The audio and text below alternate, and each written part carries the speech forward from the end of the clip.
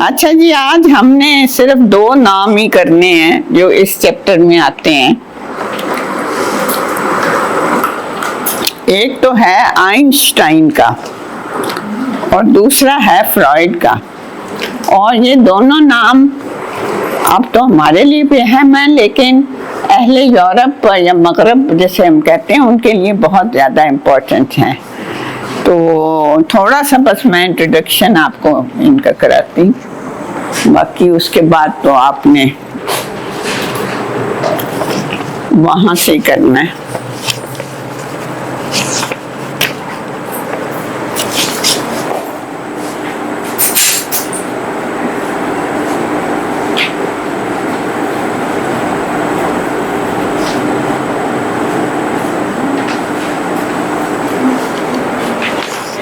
इसकी डेट्स हैं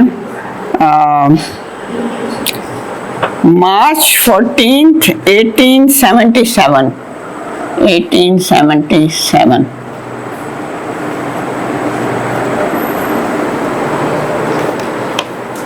to 959 April 18 1955। अच्छा, ये मुख्तलिफ जगहों पे मैंने देखा है कि इसकी जो जाए पैदाइश है, the birth place of this man is not very clear. Some people say he was born in Czechoslovakia, some say he was born in Germany, some say he was born somewhere else. So nobody knows where he was born. At least the researchers are not very certain about his birthplace. तो इसका तो फिर हम छोड़ देते हैं। बहरहाल अगर आप लिखना चाहते हैं तो लिख लें कि ये एक जगह इन्होंने मेंशन की हुई है, वित्तनबर्ग।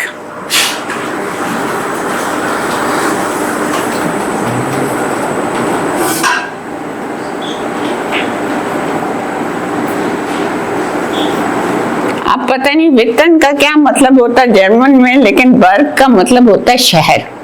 तो इनके हर शहर के साथ ये लगा होता है, जो छोटा शहर होता है, गांव, कस्बा, शहर, जो मर्जी कह लें आप उसको।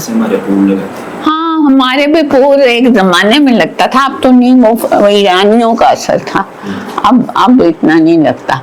तो ये मतलब he was born there, but when he received Nobel Prize for his physics, then he was in Princeton, America, Princeton University.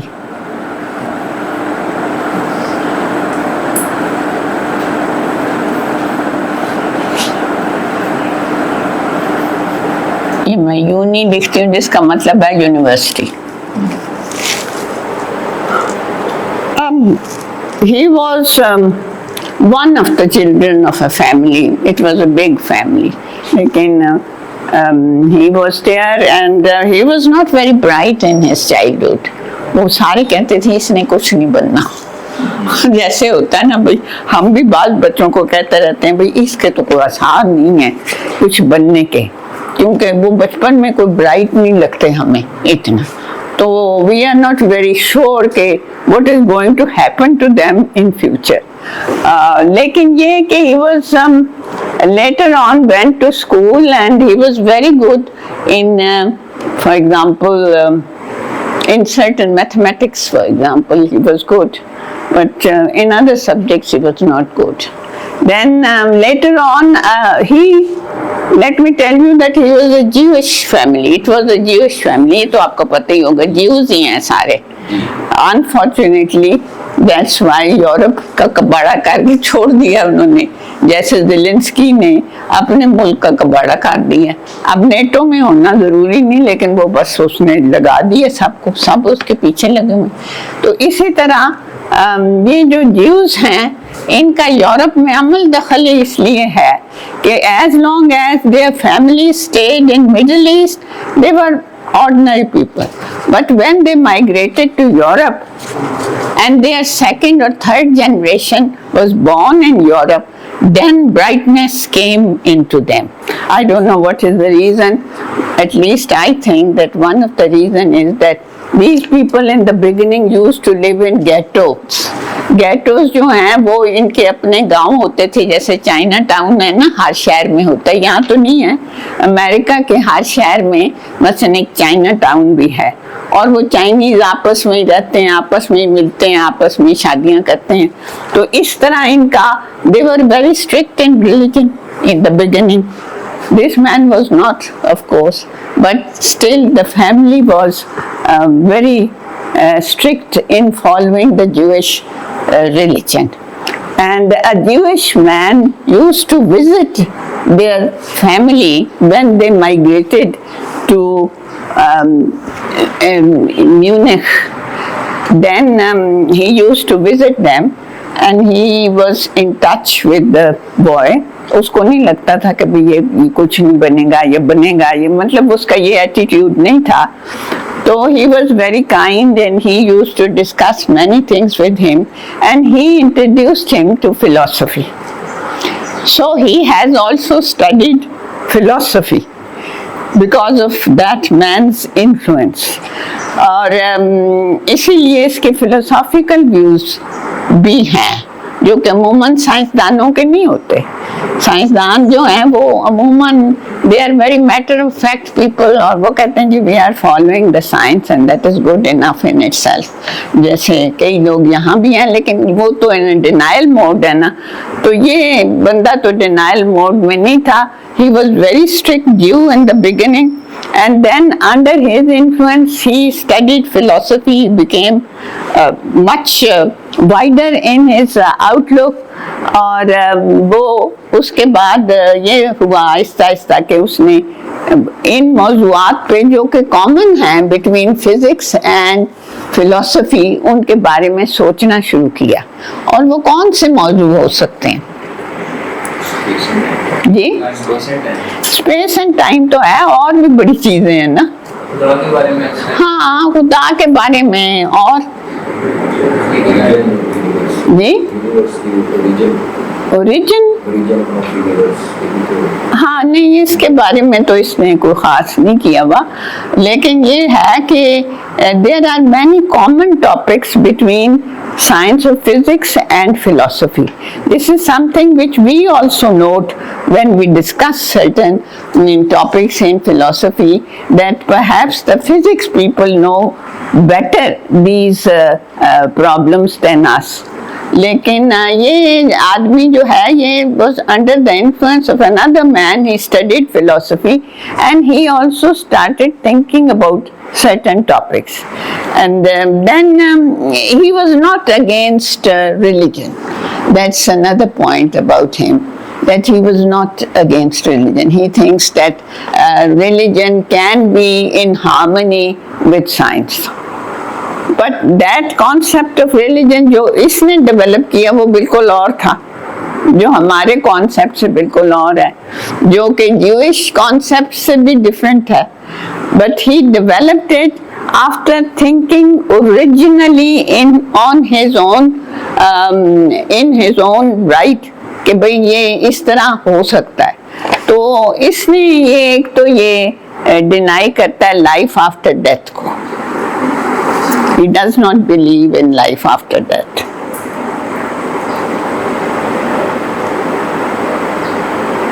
And he says, one life is good enough for me.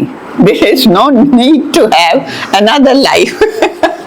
कुछ लोग जो बड़ा कुछ देख लेते हैं अपनी जिंदगी में, वो घबरा के भी ये कहते हैं भाई यही काफी है, हमें नहीं जरूरत और जिंदगी की। So he did not believe in a second life, a life after death. But he believed that there is a need of religion, and this need is also felt by science. Now, how come that he came to that conclusion? ये जो बंदा इनके घर आता था, उसने इसको इसके बाप ने भी एक तोहफा दिया और वो बंदे ने भी एक तोहफा इसको दिया, किसी वक्त जैसे इम्तिहान पास कर लेते हैं ना आप शुरू में, तो आपको छोटा मोटी कोई चीज दे दी जाती है और कहते हैं ये आपने पास कर लिया तो हम दे रहे हैं आपको। तो वो उसने एक कैंपस कंपास जिसको हम कहते हैं वो दे दी इसको। अब what is happening in campus compass, क्या होता है उसमें? उसमें एक सुई होती है जी, क्या वो करती है? हाँ वो, अच्छा ये कि इसकी जो थी वो हमेशा शुमाल की तरफ होती थी। तो ये the first question which he raised which was both philosophical and scientific, कि क्यों ये हमेशा शुमाल की तरफ क्यों चली जाती है। तो then he started thinking he couldn't find the answer। अच्छा इसकी आप वाली आदत नहीं थी, सवाल नहीं ये दूसरों से पूछा करता था। मैंने भी अपने स्टूडेंट्स को कहा हुआ कि भाई आप मुझसे सवाल करने के बजाय खुद भी तो सोचें, हो सकता है आप पहुंच जाएं किसी नतीजे पे जो कि मुझसे मुख्तलिफ हो। तो ये एक्सरसाइज होती है आपकी माइंड की, और ये बहुत कम स्टूडेंट्स करते हैं, बहुत कम टीचर उन्हें कहते हैं कि आप करें। वो तो यही कहते हैं भाई आप सवाल पूछें, सवाल पूछें, चलें वो सवाल कोई बना के पूछ लेते हैं जो कि इतना माकूल भी नहीं होता, but still they raise certain questions. कोई ना कोई तो करेंगे ना, जब उनको उस्ताद कह रहे आप करें तो फिर वो कुछ ना कुछ करेंगे। तो वो जब वेस्ट वाले कहते हैं ना कि आप सवाल करें, तो सवाल उनका ये नहीं मतलब आप दूसरों से करें, अपने आप से करें। और यही निशानी होती है of a scientist and a philosopher, कि वो अपने आप से सवाल करता है, बजाय वो लोगों को पूछता फिरे भाई ये सेब ऊपर से नीचे गिरा तो क्यों गिरा। वो लोगों को तो उसने कभी नहीं पूछा था, आइजैक ने भी, ये भी तो है। और तो इसी तरह इस बंदे के ज़हन में जो सवाल आता था, इसने कभी नहीं पूछा कि भाई ये क्यों शुमाल की तरफ चली जाती है, ये क्यों इस तरह हो जाता है। ये खुद अपने आप से सवाल करता था। और यही एक बड़े थिंकर और बड़े साइंटिस्ट की निशानी होती है। अब जब इसको पहली मर्तबा ये एहसास हुआ कि there are certain invisible forces which are guiding us और कंट्रोलिंग अस, क्योंकि सुई यूं जाके उधर चली जाती थी, फिर यूं जाके फिर उधर चली जाती थी। why it is so this why is very important, but it is not meant for others, because nothing is going to change in their life by raising such questions। लेकिन आपकी जिंदगी में हो सकता है कि कोई चेंज आ जाए सवाल इस तरह के अपने आप से पूछने के बाद। तो वही हुआ कि Einstein right from the beginning, under the influence of that Jewish man, though he himself was a Jew and a very strict Jew, started thinking that ये क्यों जाती है, फिर फलां चीज क्यों होती है। अच्छा, there are some invisible forces in the universe which are controlling us or controlling the facts जो कि हो रहे हैं। ये शुरू से उसके ज़हन में आ चुका था। फिर आहिस्ता आहिस्ता जब ये बड़ा हुआ तो पहले इसको आपको पता ही है नौकरी नहीं मिलती थी, क्योंकि इसके नंबर शंबर तो कम होते थे। ये तो ऐसी बातों के बारे में सोचता रहता था। बहरहाल finally got the job and he started working, and फिर उसके जो असल जौहर थे ना वो सामने आए। Then his real potential comes to be noticed. तो उसके इर्द गिर्द जो लोग थे जो कि साइंटिस्ट थे वो फिर नोट करने लगे उसे, और उसने जो नोबेल प्राइज मैंने आपको बताया ना कि अब इसकी थियरी ऑफ रिलेटिविटी बहुत मशहूर है। ये उस दिन इन्होंने भी कुछ बताया था मुझे। क्या बताया था जी आपने?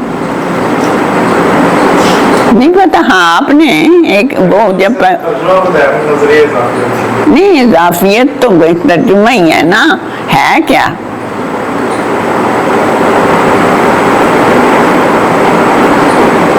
आसान लफ्जों में, मैं नहीं कह रही आप साइंस का मुझे बताएं, वो तो आपके लिए मुश्किल है, लेकिन आसान लफ्जों में क्या है?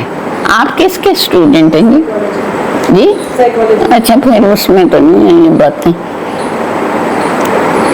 आप भी साइकोलॉजी? अच्छा, इंग्लिश अब उसमें भी नहीं है। साइंस का कोई है यहाँ पे बंदा? जी आप हैं? तो have you studied theory of relativity at some stage? पढ़ी है लेकिन जिस पर अलग है ना उसके वहाँ तक नहीं मैं मानता। अच्छा, मैंने कोशिश की कि मैं नहीं एक जो आम अंडरस्टैंडिंग के लिए मैं हम कह रहे हैं, हम भी कोई इतना गाढ़ी बातें तो नहीं कर रहे क्योंकि हम तो फिजिक्स के लोग ही नहीं हैं। आपने जो स्टडी है अभी ये कि मतलब अगर कोई चीज स्पीड ऑफ लाइट के साथ मूव करना शुरू करती है तो उसके जो मास है वो इंक्रीज होता है, मतलब जो वजन है, और उसकी जो लेंथ है मतलब जो लंबाई है वो डिक्रीज होना शुरू होती है। तो बहुत चीज टाइम रिलेटिविटी का पहले इससे पहले ये कॉन्सेप्ट था कि टाइम जो है वो एब्सोल्यूट है। इसने कहा था कि टाइम एब्सोल्यूट नहीं है, टाइम रिलेटिव है कि अगर आप यानी स्पीड ऑफ लाइट के हिसाब से अगर आप ट्रैवल करना शुरू करते हैं हाँ। एक सर्टेन पॉइंट पे आके आप वहाँ पे आके फिर टाइम को किस तरह से आप डिफाइन करेंगे कि टाइम उसके पर्सपेक्टिव के लिए नहीं, मैं आपको आसान लफ्जों में बताती हूँ। टाइम के रिलेटिव जी स्पेस एंड टाइम से रिलेटिव इसमें थोड़ी वही तो मैं पूछ रही हूँ, थ्योरी क्या थी? क्वेश्चन एक जो माइंड में आते हैं मैं आपको आसान लफ्जों में बताती हूँ। वो ये जी उसका ये था कि जो हैवी मास की चीज़ें होती है ना उनके पास जो टाइम गुजरता है ना तो वो स्लो हो जाता है। अच्छा इसमें एक ये भी था। अच्छा जी, ये उसने ये कहा था कि भाई अगर दो बंदे दौड़ना शुरू, मैं आपको आसान लफ्जों में बता रही हूँ, वो जो साइंटिफिक टर्म्स तो बिल्कुल यूज ही नहीं कर रही, कि दो बंदे अगर एक ही वक्त में, आपके ख्याल में जो एक वक्त है उसके मुताबिक दौड़ना शुरू करें तो वो मंजिल पे दो मुख्तलिफ वक्तों में पहुंचेंगे। सो टाइम इज नॉट एब्सोल्यूट। ये था उसका, आसान लफ्जों में मैंने बताया, बस बिल्कुल बहुत ही आसान करके। मसलन एक बंदा सैन फ्रांसिस्को में सुबह के 4 बजे दौड़ना शुरू होता है और एक बंदा यहाँ पे सुबह के 4 बजे दौड़ना शुरू होता है, तो वो जब अपनी डेस्टिनेशन पे पहुंचेंगे तो वो एक वक्त नहीं होगा उनका असल में। तो इसने ये आपने ठीक कहा था कि एब्सोल्यूट टाइम का जो नजरिया था ना, जिसको किसने पेश किया था एब्सोल्यूट टाइम का? आइजैक न्यूटन ने एब्सोल्यूट टाइम का, जो कि एक ही रहता है, चाहे कोई किसी जगह भी दौड़ रहा हो या जो कर रहा हो, चाहे सैन फ्रांसिस्को में हो या पाकिस्तान में हो, वो उसके लिए टाइम में किया है फॉर आइजैक न्यूटन। लेकिन ये कि इस बंदे ने ये कहा कि टाइम इज रिलेटिव, तो ये बात असल में अल्लामा को जो पसंद आई है आइंस्टाइन की, वो यही राज है जो मैं आपको बता रही हूँ। हाँ, कि टाइम इज रिलेटिव। हाँ, सब्जेक्टिव मैं नहीं, इसने सब्जेक्टिव नहीं कहा ना, रिलेटिव कहा। हाँ, लेकिन अल्लामा साहब ने इसको कहा कि सब्जेक्टिव उन्होंने तो फिलोसॉफिकल सेंस में किया ना जी। तो we are not going to use the word subjective, we are going to use the word relative, जो कि आइंस्टाइन ने खुद किया हुआ साइंटिफिक वर्ड। तो उसमें तो दो राय नहीं हो सकती। जो आप सब्जेक्टिव कहते हैं उसमें 2-3 राय हो सकती हैं, लेकिन इसमें नहीं हो सकती। और then he changed Newton's concept of universe, क्योंकि अगर time is relative, then space is also relative. क्यों? What is the relationship between time and space?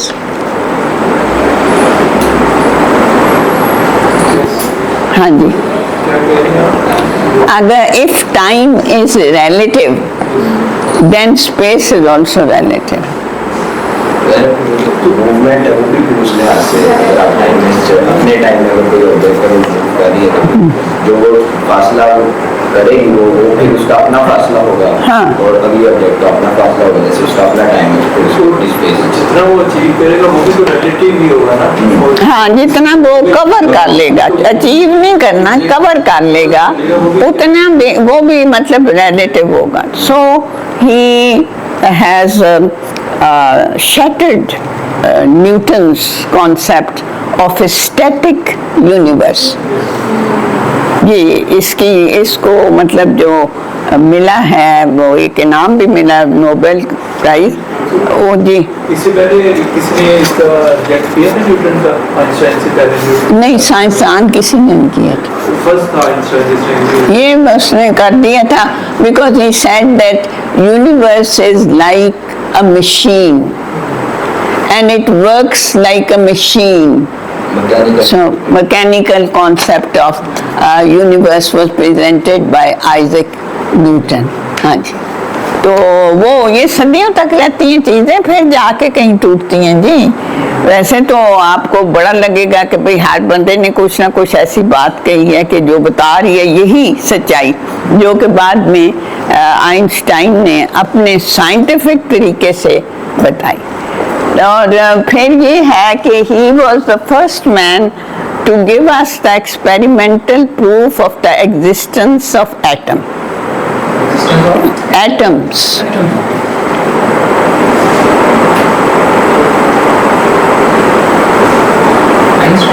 Einstein experimental proof किसी ने नहीं दिया था। वैसे तो एटमिस्ट बड़े कदीम हैं, वो तो फलसफी थे और यूनानी थे, and they existed in thousands of BC in Greece। तो वो एटम का तो उन्होंने कॉन्सेप्ट दे दिया था। तो कॉन्सेप्ट पहले आते हैं, ये आप देख लें, कॉन्सेप्ट पहले आते हैं और उनके जो साइंटिफिक प्रूफ्स हैं वो बाद में आते हैं। इसी तरह जैसे वो कोपरनिकस ने दिया था जियोसेंट्रिक है, अभी प्रूफ अभी आते हुए हाँ, मतलब आप जाके हम उस तक पहुंच रहे हैं एक लिहाज से, वैसे तो पहुंचे हुए थे। अगर देखा जाए तो हमारा इंट्यूशन और थॉट ज़्यादा तेज है बनिस्बत एक्सपेरिमेंट्स के। एक्सपेरिमेंट में कोई चीज़ होना वो बात की बात होती, तो ये इसका था। लेकिन इसको photogenic speed of light which is photogenic effect of light on speed, ये इसकी वजह से मिला था नोबेल प्राइज। इन बातों की वजह से नहीं मिला, हालांकि इनमें से हर बात ही नहीं थी अगर देखा जाए। जो पहले साइंसदान वैसे ही कह देते थे या फिर वो उनका फ़र्क नज़रिया था, और फलसफी भी वैसे कह देते थे, लेकिन नज़रिया ठीक होते हुए भी एक्सपेरिमेंटल प्रूफ नहीं होता था। अच्छा, अब ये है कि लेकिन you will find great inconsistency. जी जी, स्पीड ऑफ लाइट का photogenic effect.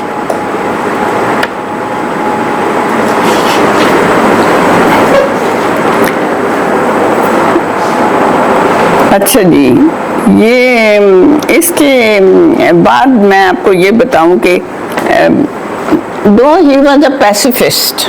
Who is a pacifist? Those who don't believe in wars। Yeah, in wars. He didn't believe in wars, and yet he is a great supporter of the foundation of Israel। मतलब है contradiction है in this man, you will see many contradictions. और जिसका पता नहीं उसको एहसास नहीं था, और जिसका एहसास कई लोगों को उस वक्त भी था और आज तो बहुत ज़्यादा हो गया हमें। लेकिन ये कि he said कि I am a pacifist, but if you founded the country based like Israelis on Jewish dogma, then the results are not good, and time has proved this concept very clearly. Then he said that I am a very liberal man, and yet he used to give money to Zionists, जो कि बड़े strict Jews होते हैं। Zionists are very strict Jews. हाँ, he was also in favor of establishing a Hebrew university in Jerusalem. इनके दरमियान में contradiction है ना कि अपने उस आइडियोलॉजी के ऊपर कहने को वो बहुत एक्सट्रीम पोजीशन में थे, लेकिन ऑन द अदर हैंड ये लेफ्ट विंग के भी होते हैं सपोर्टर। नहीं, वो जो देखे लेफ्ट विंग के जो हैं वो तो कहते हैं ना कि भाई ठीक है, अगर इजराइल बना भी लिया तो उनको भी दे दो। वो ये तो नहीं कहते, जैसे ये तो बिल्कुल जहाँ भी तो सूट करते हैं वहाँ भी ये यूथ ये मतलब अपने चले यही कह देते हैं कि अपने मुताबिक। ये उस वक्त तो वेरी अर्ली स्टेजेस थी ना, क्योंकि ये सेकेंड वर्ल्ड वॉर में रहा तो है, लेकिन इन 1948 इजराइल वाज फाउंडेड। 48 हाँ, 1948 हमारे साथ साथ ही हुआ जी। अक्सर जो कॉलोनीज है ना वो हमारे साथ साथ ही हुई हैं, हाँ आज़ाद हुई हैं असल में। तो इसलिए वो उसकी वजह ये है कि जो कॉलोनाइजिंग पावर्स थी उनकी डिफीट के बाद उन्होंने वो लेबर बैंकरप्ट। बस अब इजराइल भी होगा और अमेरिका पे भी उसका असर आएगा, लेकिन ये बाद में जाहिर होगा। अब तो कर रहे हैं ना जो करना है, और ये वो रियलाइज नहीं कर रहे चीज़ें। लेकिन अगर हम हिस्ट्री का मुताला करें, जैसा कि अल्लामा ने कहा था कि history is a very important subject for us. क्यों कहा था? इसीलिए कि we can draw certain morals from the history.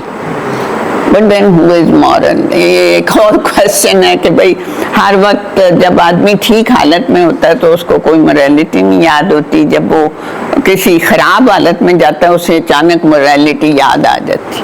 तो यही हाल इसका था कि भाई this man has such a good reputation because of his contributions to science, और उसके अलावा इसके ख्यालात वैसे भी बुरे नहीं थे। He was a pacifist, जो कि पसंद किए जाते हैं कि he didn't believe in war, but he didn't realize that founding of Israel will bring war to the Middle East। हाँ, तो मतलब ये है कि ये contradictions तो इसकी हैं, और अपनी जाती ज़िंदगी में भी बड़ी कंट्रडिक्शन थी। इसने अपने बच्चों को कभी नहीं पूछा, he never cared for them, और इसीलिए दोनों चले पागल हो गए थे। हाँ, मतलब हो जाता है ना बंदा, जब पेरेंट्स बिल्कुल ही ना पूछें तो फिर क्या होगा। माँ अपना उधर किसी जगह मसरूफ हो, बाप अपना कर रहा हो जो दिल चाहता है, तो मतलब फिर it's very sad for the children. तो इसके बच्चे तो बिल्कुल एक स्किज़ोफ्रेनिक था, और दूसरा जो कि कुछ बन भी गया था तो वो बाद में ख़ास उम्र में जाके वो पागल हो गया था। मतलब his personal life is not good, इसलिए हम क्या जिक्र करें उसका। Then he divorced his first wife, he married his first cousin, वगैरह वगैरह बहुत सी बातें हैं जो आपको मिलेंगी। लेकिन बहरहाल he was a great man, क्योंकि ही brought light to the people in many respects। ठीक है, पर्सनली whatever he was, लेकिन इजराइल वाला तो पर्सनल भी नहीं रहता ना, वो तो एक सोशल और पॉलिटिकल उसकी रियलिटी है। हाँ, वो तो नहीं रहता, वो नहीं है पर्सनल। राइटिंग्स भी जो सारी हैं वो हिब्रू यूनिवर्सिटी जो है हाँ, हिब्रू नहीं, हिब्रू भी यूरोप में नहीं कायम करनी या अमेरिका में नहीं करनी, वो यरूशलेम में करनी है। कर ली है। नहीं, वो तो सब कुछ कर लिया उन्होंने, पर अब they are on the brink of their downfall, ये मैं कह दूं, क्योंकि the way they are behaving, not listening to the whole world, because they have power to fight, and to fight against whom don't have the army, who is not a country, they are people। तो ये बन कि किसी मुल्क के खिलाफ करना और बात होती है, लेकिन ये कि एक जगह है जहाँ बस लोग रह रहे हैं, उनकी कोई रिकॉग्निशन ही नहीं है किसी किस्म की, तो वो उनके ऊपर चढ़ दौड़ने की, और फिर इस हद तक जाना कि for 2000 Israelis or 1000 Israeli to kill 34 or 35,000 Palestinians. There is no balance between the crime and the punishment. Ma'am ऐसे केस की तैयारी कर रहे हैं और इस दफा तो ग्लोबली नहीं, इस दफा तो वो नेतन्याहू किसी की सुनने को तैयार नहीं, हालांकि सारी दुनिया उसको कह रही है एक लिहाज से, ये नहीं है कि नहीं कह रही। तो लेकिन बस वो, और फिर अमेरिका भी उसके साथ ही है, क्योंकि अमेरिका में ज्यूज ने अंदर कर लिया। तो इस लिहाज से अगर देखें तो हिटलर वॉज नॉट रॉन्ग। और मैं आपको बताऊं कि हमारे सब कॉन्टिनेंट के उस वक्त के लोग, they were in favor of Hitler as compared to these people.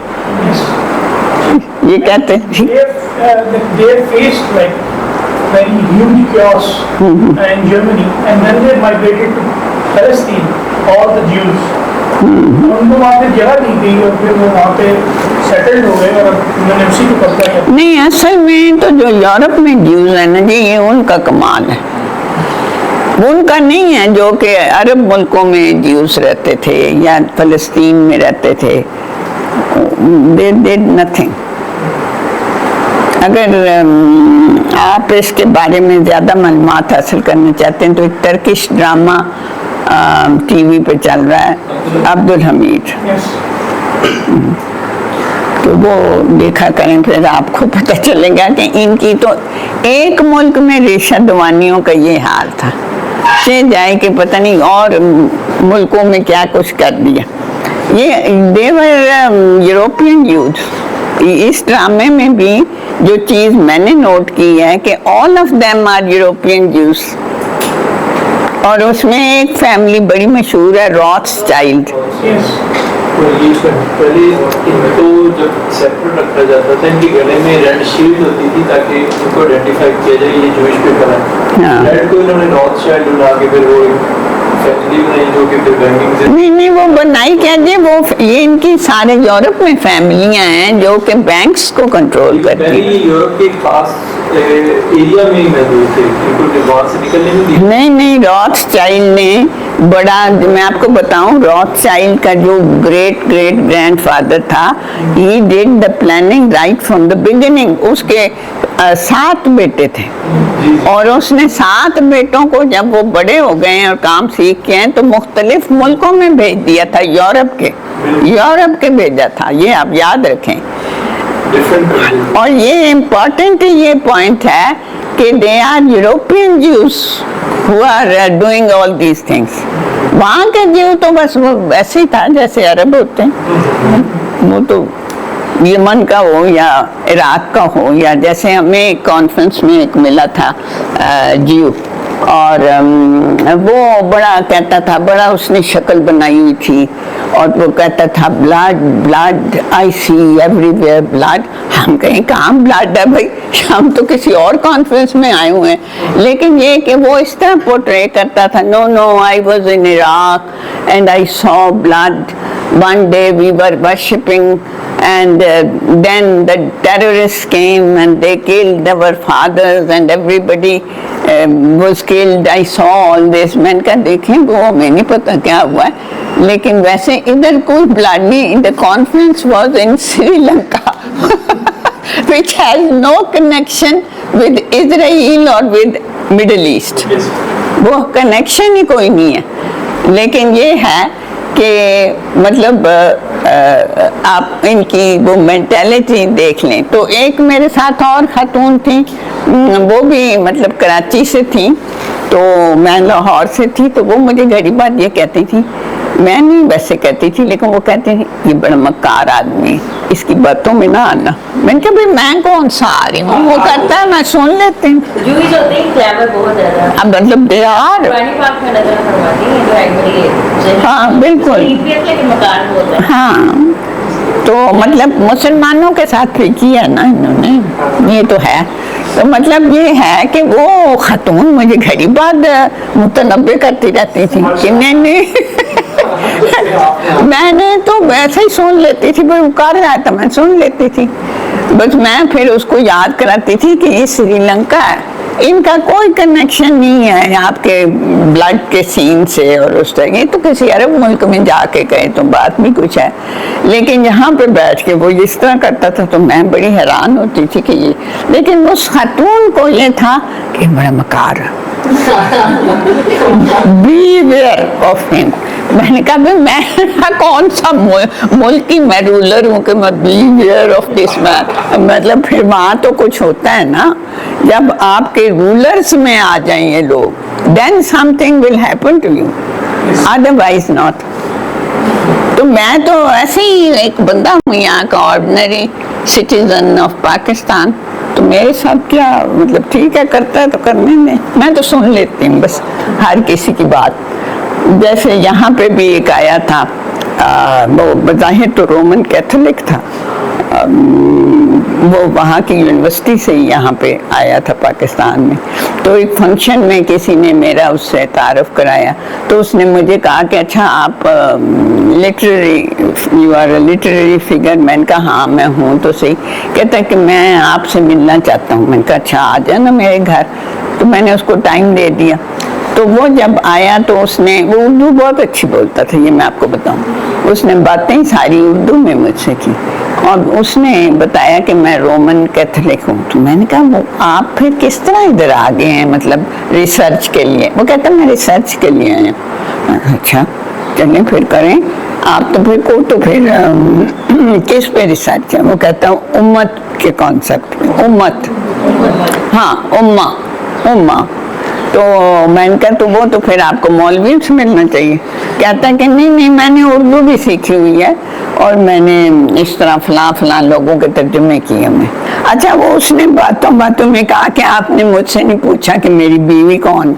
मैंने कहा मैंने तो नहीं पूछना, इसलिए कि जो भी है बस ठीक है, होगी। मतलब I have no interest in anybody's wife कि वो क्या है और क्या नहीं।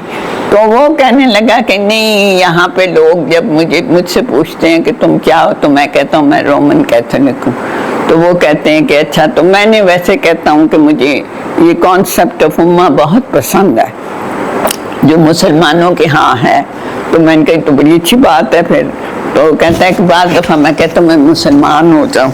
मैंने कहा तो हो जाए फिर, ये तो अपने दिल की बात है, अगर आपका दिल कहता है तो हो जाए। फिर कहता है कि आपने अभी नहीं मुझसे पूछा कि मेरे तुम्हारी वाइफ क्या है। मैंने कहा क्या है वो वाइफ? कहता है वो यहूदी है। Look how they encircle you. तो ये हैं इनके तरीके जिनसे हमारे सीधे सीधे लोग नहीं निपट सकते। हम तो बहुत सीधे लोग हैं ना, हम तो जो हैं वो ही बताते हैं और कुछ भी नहीं। तो फिर मैंने कहा अच्छी बात अगर है तो आई हैव नो ऑब्जेक्शन। कहता है कि यहाँ तो लोग बड़ा कहते हैं कि भाभी भी फिर आप ही के ख्यालात रखती होंगी मुसलमानों के बारे में। तो वो मैं उनको बता नहीं सकता कि भाई भाभी तो आई हो जी, तो आपने पूछा ही नहीं भाभी के बारे में। मैंने कहा मुझे क्या जरूरत है पूछने की, आपने बताया मैंने सुन लिया, वैसे मैं नहीं पूछा करती। So this is the way they encircle you and lead you to a certain path which is the path of destruction। तो ये रॉथस्चाइल्ड का तो बड़ा मशहूर है। ये तो इसने उस्मानी सल्तनत को डिस्ट्रॉय करने में बड़ा रोल प्ले किया हुआ है। और उस ड्रामे को अगर आप देखें तो आपको पता चलता है फिर उससे तो और भी ज्यादा। वैसे वो तो ड्रामा है ना, तो थोड़ी बातें फिक्शन भी होती हैं, लेकिन बहरहाल है तारीखी, तो इस लिहाज से वो फैक्ट्स भी बयान करते हैं। अच्छा जी, आइंस्टाइन का तो हो गया, अब एक और यहूदी की तरफ जाते हैं। के बारे में पढ़ा। हाँ बस आपने पढ़ा हुआ है, मेरे लिए आसानी, अब आप बताएं। ये भी जूस फैमिली से था। इसके फादर ने 2 शादियां की हुई थी। अच्छा, और इसके क्या अच्छा इसकी मैं डेट्स आपको लिखवा दूं पहले। 1856 to 1939 Freud in the town of Freiburg, or afterwards the family moved to Vienna where he lived most of his life।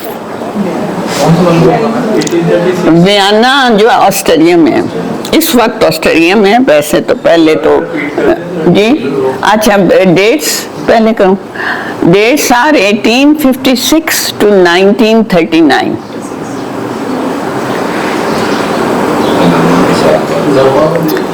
In the town of Freiburg में लिखते थे। हाँ बता दे जी। अच्छा वो बाद में करेंगे कॉन्सेप्ट्स जो हैं, अब हम उस पे तो नहीं बात कर रहे ना। आप जंप इतनी क्यों लगाते हैं? हाँ जी, वो तो सारे ही आपको कुछ ना कुछ लगेंगे। 1939, these are his dates। और Freiburg,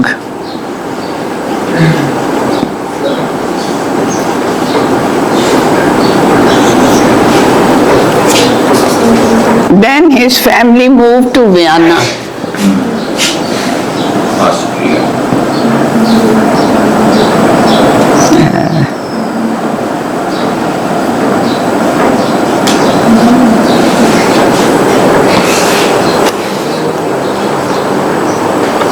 He earned the degree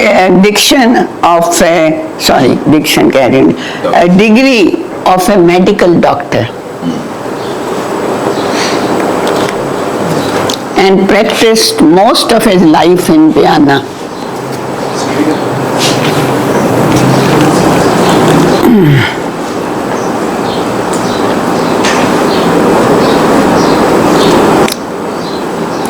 But during his practice years, he visited Paris and there he met यहाँ मैं लिख देती हूँ क्योंकि आप लोग ये लिख नहीं सकेंगे।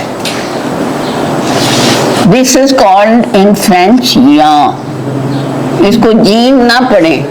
कई लोग जो इंग्लिश जिनको आती है वो सिर्फ जीन पढ़ते हैं, ये जीन नहीं है। यहाँ नहीं, यहाँ पॉल सात कहाँ से आ गया? वो तो बहुत बाद की पैदावार है। ये है मार्टिन।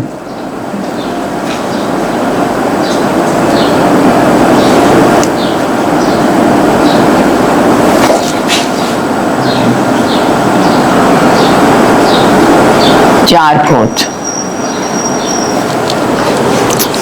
Who was he? जी नहीं, I'm asking her। हाँ जी, इसकी हिस्ट्री मैं आपको पूछ रही हूँ कि ये कौन था। ये जूस ही था। नहीं, ये तो मैंने नहीं कहा कि ये जीव था, हर कोई तो नहीं होता। क्या था ये वैसे बेसिकली? व्हाट वाज इसने काफी ज्यादा साइकोलॉजी पर काम किया था, साइकोएनालिसिस पे। नहीं, इसने कहा जी, ये तो अलग बंदा है। काम के बारे में मैम आप मार्टिन चारकोट के बारे में पूछ रही हैं? हाँ नहीं, इसके बारे में फ्राइड के बारे में नहीं, मैं फ्रॉइड का नहीं कह रही, मैं इसका कह रही हूँ कि he during his practice years he visited Paris and there he met Jean-Martin Charcot। Who was he? इसके साथ इसने मिलकर काम किया था मेडिकल पर। अच्छा चलिए मैं आपको बता देती हूँ, साइकोलॉजी पढ़ने के बावजूद कोई फायदा नहीं हुआ। लेकिन उसमें तो नहीं इतनी डेप्थ में हिस्ट्री होती है। नहीं पता होता जी, देखिए आपने का सब्जेक्ट है ना, तो आपको पता होना चाहिए। He was basically a doctor but he was a psychologist as well, and he is known for his concept of which he developed after. मैं इस वक्त ठीक लिख रही हूँ। हिप्नोटिज्म, हिप्नो के ठहर जाए मैं ये कहाँ 10 आप बात करें वो 10 तक कहाँ लाइन है। असल में मेरा दिमाग आज सही काम नहीं कर रहा।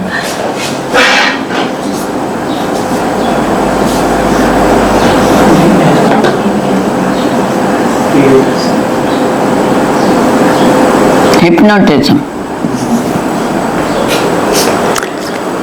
अब इसके ज़माने में नहीं था ये जो आप ऑपरेशन करने से पहले क्या करते हैं? एनेस्थीसिया देते हैं और एनेस्थीसिया की 2 किस्में क्या? हाँ, लोकल और जनरल। अब आसान हो गया, उस वक्त ये अभी दरियाफ्त नहीं हुआ था तो ये लोग इसने ये किया था कि उनको हिप्नोटाइज करके ऑपरेशन करता था। Charcot. So when Freud visited him, he was very much impressed by Charcot's method. ये hypnosis होता क्या था, मतलब क्या वो करता था? जी? ये hypnotism है क्या वैसे? आपको नहीं पता? नहीं, मैंने सुना है कि ना किसी को आंखों के जरिए से क्या करने? मतलब बेहोश करने? नहीं, आप उसको बेखुद करने, अपने कंट्रोल में करने, या मैंने सुना कि आप अपनी आंख के जरिए से मोमबत्ती को बुझा दें, इस तरह की चीजें मैंने सुनी है। लेकिन वो जो आप कह रहे हैं कि इलाज करने से पहले, हाँ, मतलब नहीं था ना ऑपरेशन का उस वक्त, एनेस्थीसिया का कोई सही कॉन्सेप्ट नहीं था तो डॉक्टर बेचारे क्या करते, कुछ तो करना था। तो ये भी डॉक्टर था वैसे तो, लेकिन इसने ये अपने पेशेंट्स को पहले हिप्नोटाइज करता था। अब वो आंखों के जरिए से करें या जिस जरिए से मर्जी कर लें, वो उसमें कई तरीके हैं। ये लिटा देते थे, सामने दीवार पे एक नुक्ता बना देते थे और कहते थे concentrate in that on that point. तो वो जब बहुत ज़्यादा कंसंट्रेट करते थे तो वो बेहोशी की कैफियत तारी हो जाती थी, नॉट रियल बेहोशी। तो ये चीज़ बड़े फ्रॉइड को अपील की और उसने वापस जाके एक पेपर लिखा था, स्टडीज इन हिस्टीरिया, तो वो उसमें इस चीज़ का भी जिक्र किया था। अच्छा, अब फ्रॉइड जो है ही वॉज अ नॉन बिलीवर वैसे। In the beginning he was a strict Jew, but afterwards he became a non-believer, and he has written a book about religion, Illusion of a Future, यानी कि life after death वगैरह का जो concept आपका और मेरा है वो उसके बारे में उसने कहा कि ये इल्यूजन है, ये बीमारों को होता है, ये मरीज जो लोग हैं वो इस तरह सोचते हैं। Life after death. हाँ, अच्छा जी, इसकी जो थियरीज हैं, मेजर थियरीज, वो हैं टोटम एंड टैबू।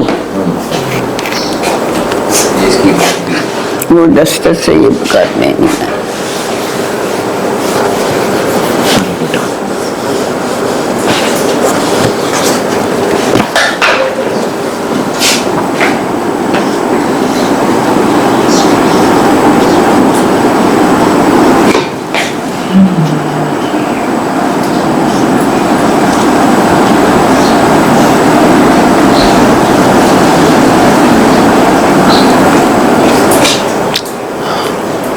अब इसके अलावा जो इसने लिखा है वो है इंटरप्रिटेशन ऑफ ड्रीम्स। छोटी तो है लेकिन उसकी अहमियत तो है ना।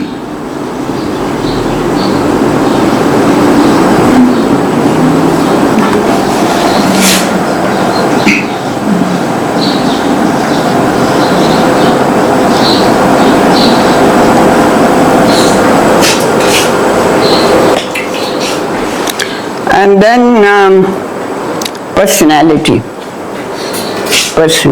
पे इसने लिखा हुआ है।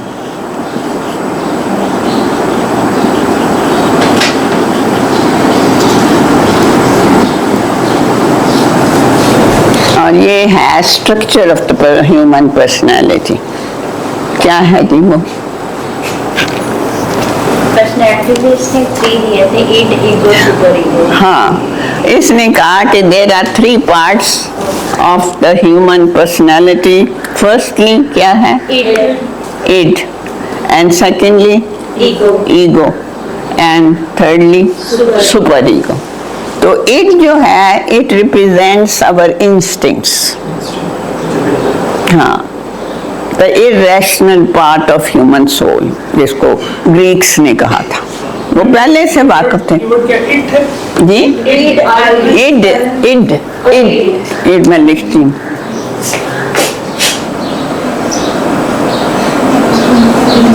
ये डी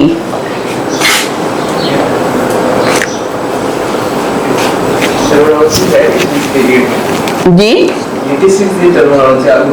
ये साइकोलॉजी की टर्मिनोलॉजी है, और id is our instincts basically. हाँ, then there is ego. What is ego? ये रियलिटी पर काम करती है, ये जो होती है ये प्लेयर प्रिंसिपल पर काम करती है। सारा ये कॉन्सेप्ट जो है ना, इसको सारा प्लेयर के ऊपर कनेक्ट कर, जिसको वीडियो का कॉन्सेप्ट है।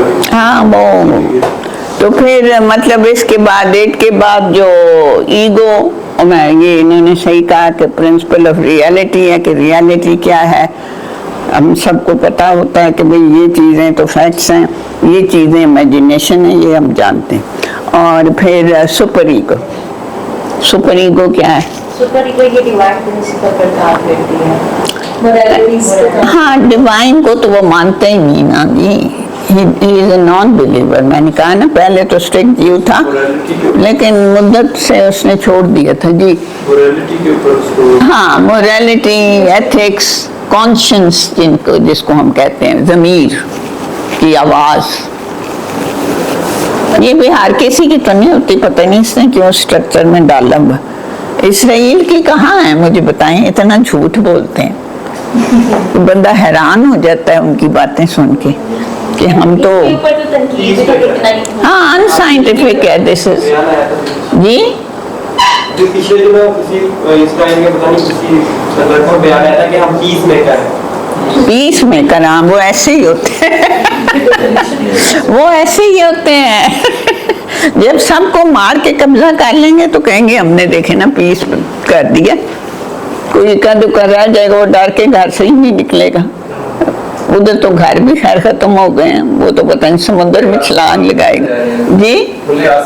हाँ, मतलब वो समुद्र में आखिर में छलांग लगाएंगे जब उनको खाना भी नहीं मिल रहा और वो उस जगह से निकल भी नहीं सकते। और ये मैक्रॉन जो ब्रिटिश फॉरेन सेक्रेटरी है, उसने सही कहा था कि Gaza is the biggest jail of world. लेकिन मैम वो वहाँ से निकलना नहीं चाहते।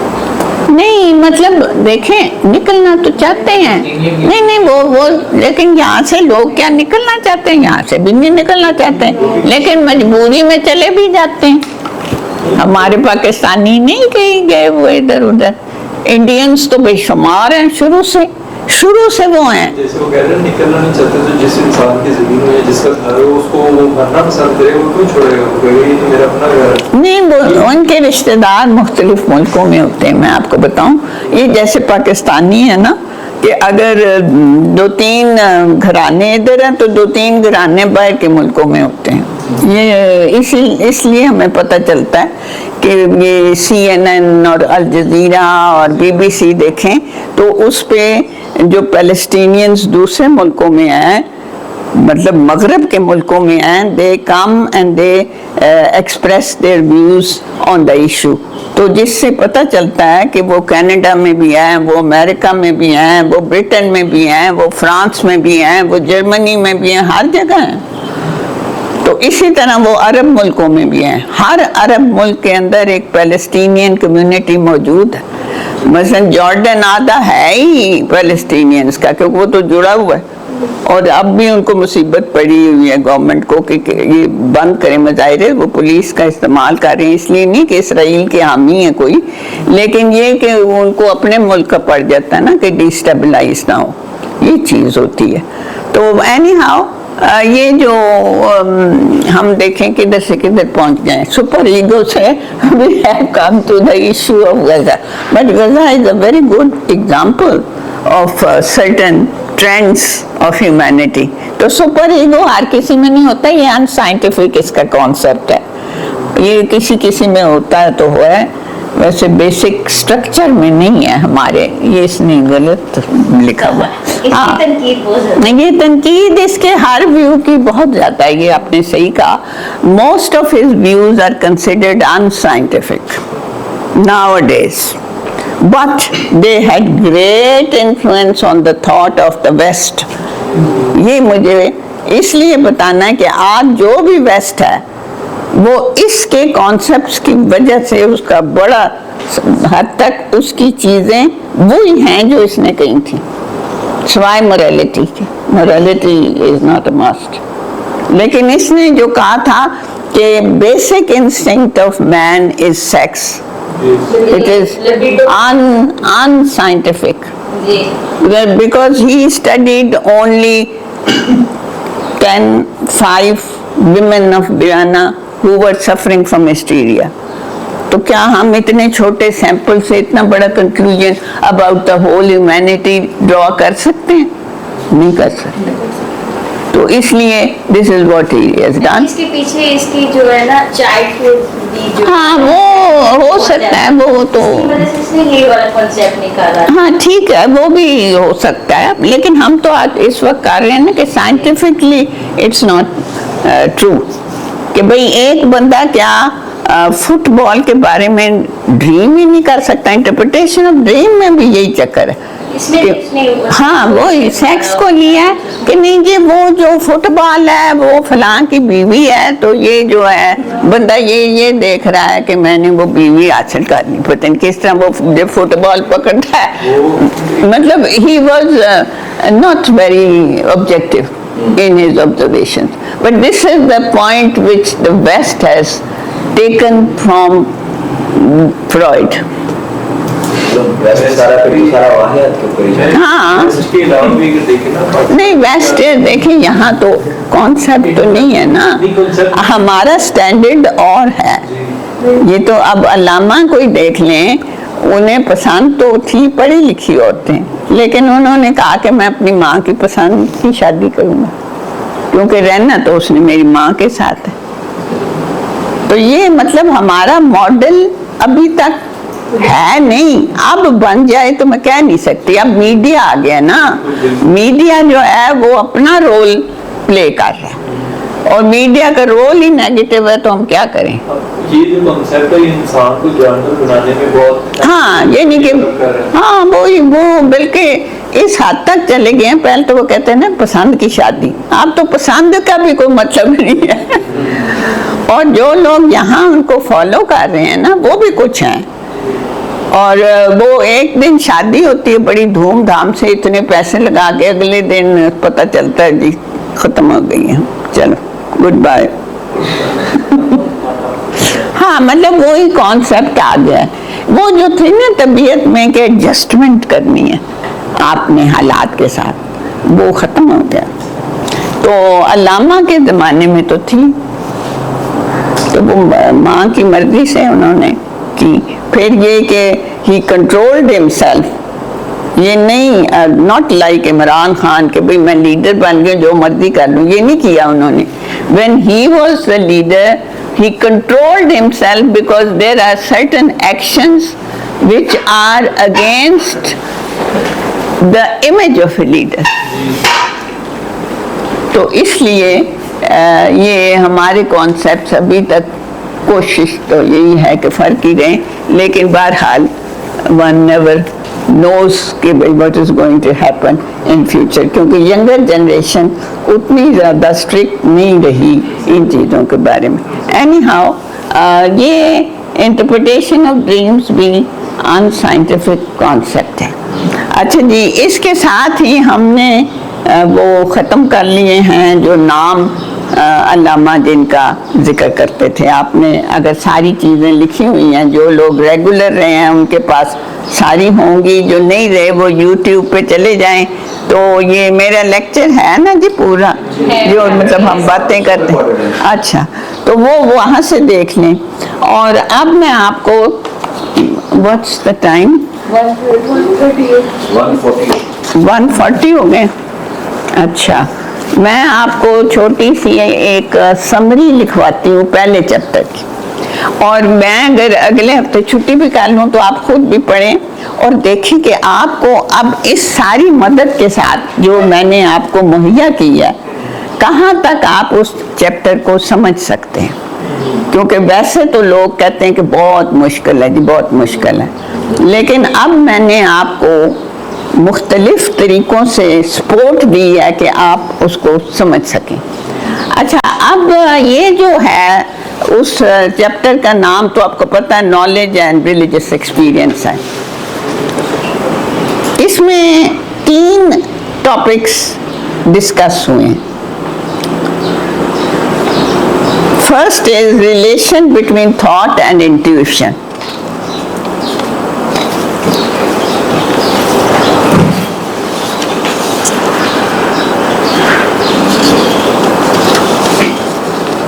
दूसरा है द मेटाफिजिक्स ऑफ कुरान।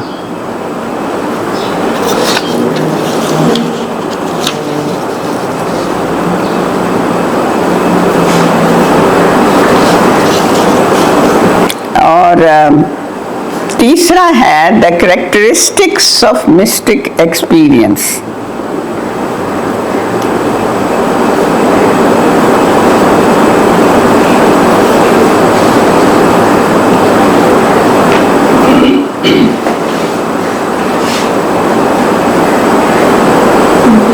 चौथा है, ये चौथा के तीसरा मैंने, चौथा है criticism of mystic experience by modern psychologists and its refutation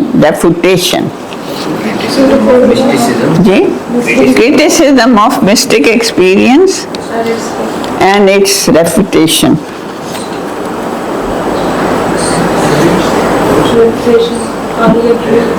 मतलब किन लोगों ने इसको क्रिटिसाइज किया और फिर उनका क्या जवाब हो सकता है अल्लामा की तरफ से। हाँ जी, रेफुटेशन बाय यूरोप? नहीं, ये नहीं मैंने लिखा हुआ। रेफुटेशन जो भी करें आप सुन लेंगे खुद ही। और आखिरी जो कि उन्होंने ज़्यादा नहीं डिस्कस किया वो है the validity of mystic experience. वो इसलिए ज़्यादा नहीं उन्होंने डिटेल में डिस्कस किया हुआ कि वो उन्होंने अलग चैप्टर्स में फिर आगे चल के इसी किताब में कर दिया हुआ जी। हाँ, इंट्रोडक्टरी है या नहीं? ये इंट्रोडक्टरी नहीं है, ये गलत कहते हैं मेरे ख्याल में। लेकिन मैंने आपको एक बात बताई थी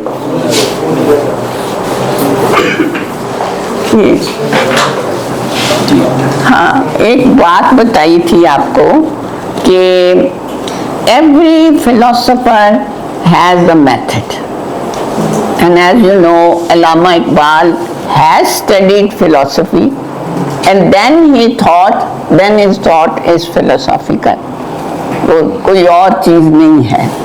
अच्छा, हर philosophy जो which begins, it begins with epistemology।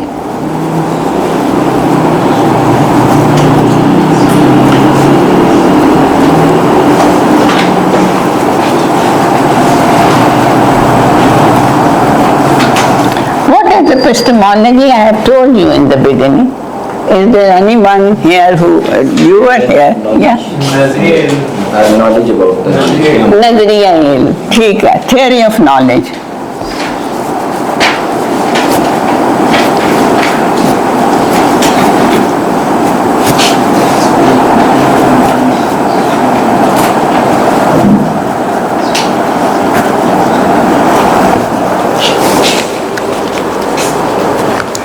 इसके ऊपर वो अपनी सारी फिलॉसफी को बेस करते हैं। टेक एनी फिलॉसफर, किसी फिलॉसफर को ले लें, किसको लेना चाहते हैं? जी, इकबाल को नहीं ले सकते, इकबाल को तो एक्सप्लेन कर रहे हैं जी। कांट को तो खैर आगे की बात है, आप शुरू वालों को लेना, प्लेटो को ले लें, एरिस्टोटल को ले लें, किसी को ले लें। All of them have first of all presented their theory of knowledge, and on the basis of this epistemology then he proceeds further to ontology.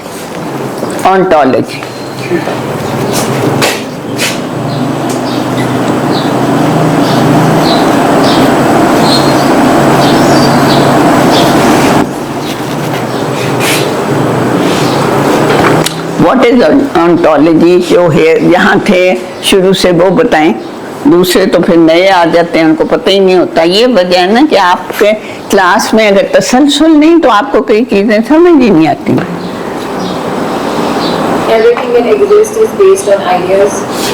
ये किसने कहा? मैं कह रही हूँ कि what is ontology? Nature of beings. हाँ, nature of being का मतलब है कि जो चीजें एग्जिस्ट करती हैं वो क्या है।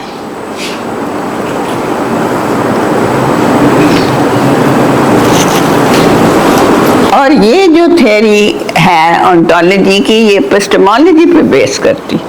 तो आप कैसे कहते हैं कि वो इनका पहला लेक्चर इंट्रोडक्टरी है? He has presented his epistemology in the first chapter. So it is not a superficial chapter. मैं थोड़ा सा आपको शुरू करा देती हूँ, बाकी फिर करेंगे नेक्स्ट टाइम। अच्छा जी, जो नॉलेज एंड रिलीजियस एक्सपीरियंस इस चैप्टर का नाम है, and the first point is relation between thought and intuition. Intuition लिख लेंगे? नहीं, वो तो लिख ली है ना, अब मैं आपको थोड़ी सी डिटेल एक ही देती हूँ, थोड़ी सी। There are certain fundamental questions regarding the nature of cosmos and man, which are common to religion and philosophy.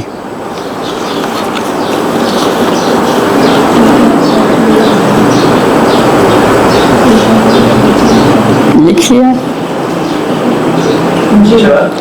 Ji. Common to religion and philosophy. Philosophy applies the purely rational methods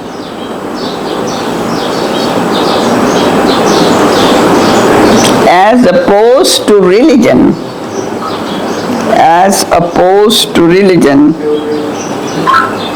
Philosophy applies the purely rational method as opposed to religion, which is intuitive and mystic in its approach.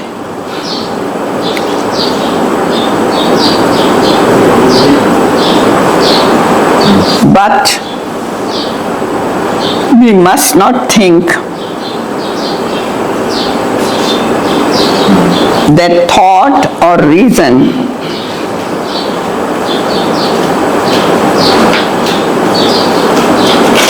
and intuition are essentially opposed to each other. ये मैं फिर एक दफा जुमला पढ़ती हूँ। But we must not think that thought or reason and intuition are essentially opposed to each other. Both endeavor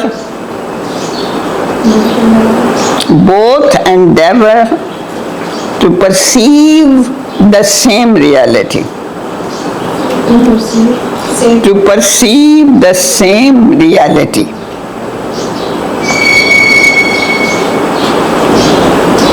But their approach is different, but their approach is different. One tries to have synoptic view of reality.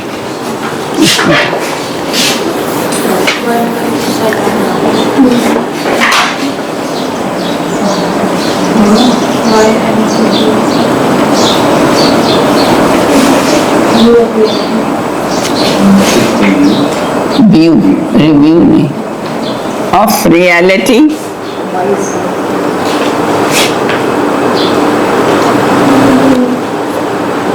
While others goes into details. One applies the whole method. One applies the whole method. The other piecemeal method. Piecemeal method. क्या spelling है?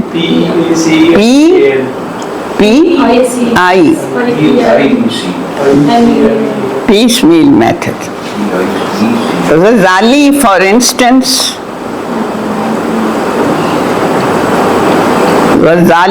instance, thinks that thought is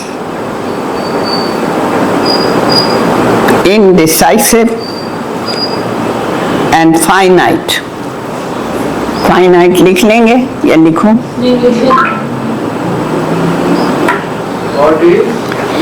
Indecisive and finite. So he drew a sharp line.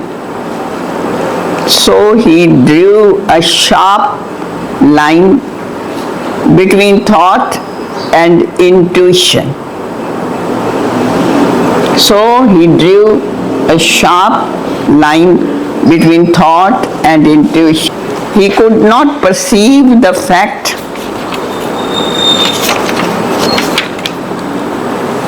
that they are organically the same. He could not perceive the fact that they are organically the same.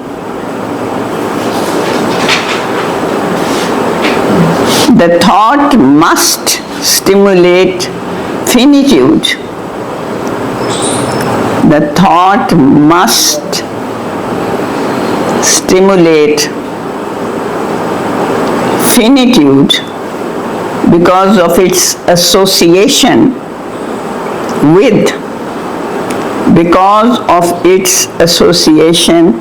with serial time.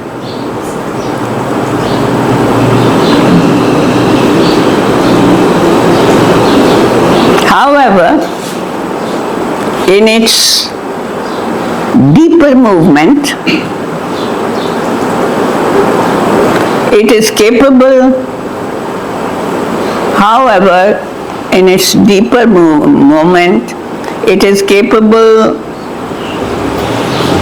of entering the infinite. However, in its deeper movement, it is capable of entering the finite. Moreover,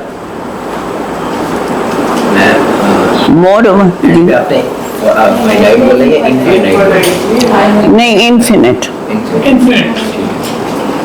यानी opposite finite का, जो कि गजाली कह रहा है कि thought is finite, तो ये कह रहे हैं अल्लामा कि भाई in its deeper movement it is capable of entering the infinite.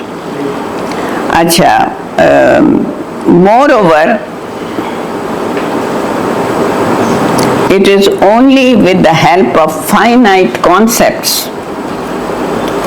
It is only with the help of finite concepts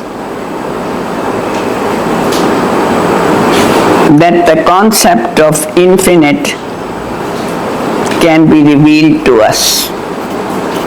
The thought of, moreover, it is only with the help of finite concepts that the concept of infinite can be revealed to us.